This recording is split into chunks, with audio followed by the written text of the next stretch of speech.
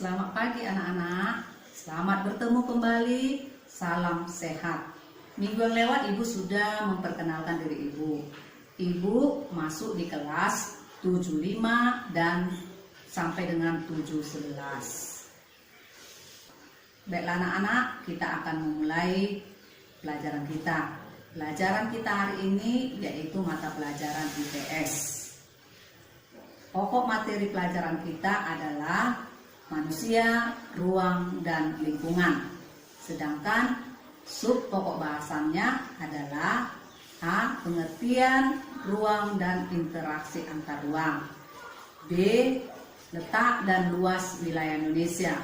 C. Potensi sumber daya alam dan kemaritiman Indonesia.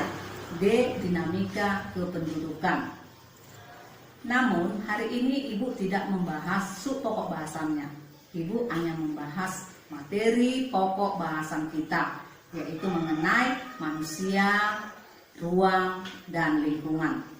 Tujuan pembelajaran ini yaitu satu, menjelaskan pengertian konsep ruang. 2. Menjelaskan pengertian interaksi antar ruang. 3. Menyebutkan contoh interaksi keruangan yang terjadi di wilayahnya. 4. Menyebutkan contoh interaksi ke ruang yang terjadi di wilayahnya. 5. Menjelaskan kondisi saling bergantung yang diperlukan untuk terjadinya interaksi antar ruang. 6. Menunjukkan unsur-unsur atau komponen peta. 7. Menyebutkan letak Indonesia secara astronomis dan geografis Indonesia. 8. Menjelaskan implikasi letak Indonesia terhadap aspek ekonomi, sosial, dan budaya. 9. Menjelaskan implikasi letak Indonesia secara geologis. 10. Menjelaskan potensi sumber daya alam di Indonesia. 11. Menjelaskan kondisi kependudukan di Indonesia. 12. Menjelaskan kondisi alam di Indonesia. 13. Menjelaskan keragaman flora dan fauna di Indonesia. 14. Menjelaskan bentuk-bentuk perubahan akibat interaksi antar ruang. Baiklah anak-anak, sekarang Ibu akan menjelaskan pokok materi kita, yaitu manusia, ruang, dan lingkungan. Manusia. Apa itu manusia? Sederhananya manusia adalah hewan yang diberi akal pikiran. Secara etimologi, kata manusia berasal dari bahasa Sanskerta, yakni kata manu, dan bahasa Latinnya yaitu mens, yang artinya berpikir, berakal budi, atau makhluk yang berakal budi, atau mampu menguasai makhluk lain. Manusia atau orang dapat diartikan berbeda-beda dari segi biologis, rohani, dan istilah kebudayaan. Secara umum, manusia adalah kombinasi dari unsur-unsur roh atau atman, jiwa, pikiran, dan prana atau badan fisik. Dan manusia mempunyai akhlak, yang artinya watak, tingkah laku, dan kebiasaan.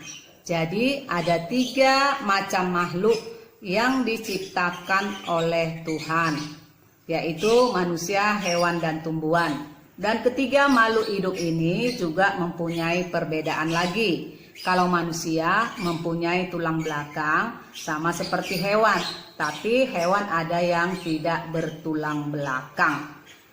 Sedangkan tumbuhan tidak ada. Kemudian ada lagi perbedaannya. 1. Kalau manusia dan hewan bergerak aktif, sedangkan tumbuhan tidak. 2. Manusia bernapas dengan paru-paru sama seperti ikan, tapi ikan pada umumnya bernapas dengan insang. Reproduksi, cara berkembang biaknya juga berbeda-beda. Kita tahu bahwa makhluk hidup mempunyai ciri-ciri sebagai berikut. Ada 8 ciri-ciri makhluk hidup. Yang pertama, bergerak. Kedua, makan. Ketiga, peka terhadap rangsangan. 4, bernapas. 5, tumbuh. 6, mengeluarkan sisa zat pembakaran. 7, berkembang biak. 8, beradaptasi. Oke anak-anak, sekarang kita bahas mengenai ruang. Ruang secara umum adalah sebuah tempat di permukaan bumi, baik secara keseluruhan maupun yang digunakan untuk tinggal. ruang tidak hanya sebatas udara saja, tetapi termasuk juga wilayah perairan dan lapisan atmosfer yang mempengaruhi permukaan bumi. Jadi, sungai, danau, gunung, lembah, rawa itu termasuk ruang. Oke anak-anak, sekarang kita masuk mengenai lingkungan. Sekarang mengenai lingkungan.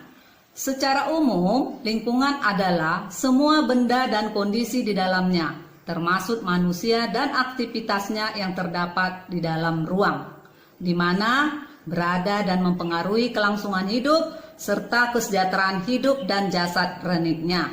Jadi, lingkungan bukan saja di sekitar kita tinggal. Alam lingkungan yaitu gunung, bukit, lembah, laut, danau, sungai, rawa, bahkan jalan-jalan, bangunan, rumah, kantor, pabrik, dan banyak lagi.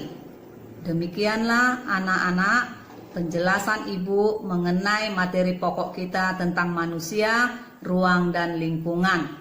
Dan selanjutnya Ibu akan memberikan tugas.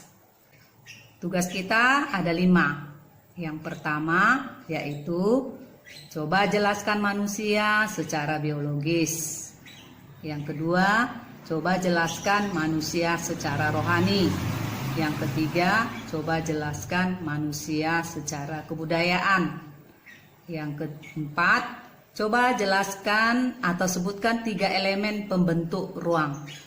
Yang kelima, coba tuliskan 1 contoh pengaruh lingkungan terhadap manusia dari segi positif dan dari segi negatifnya.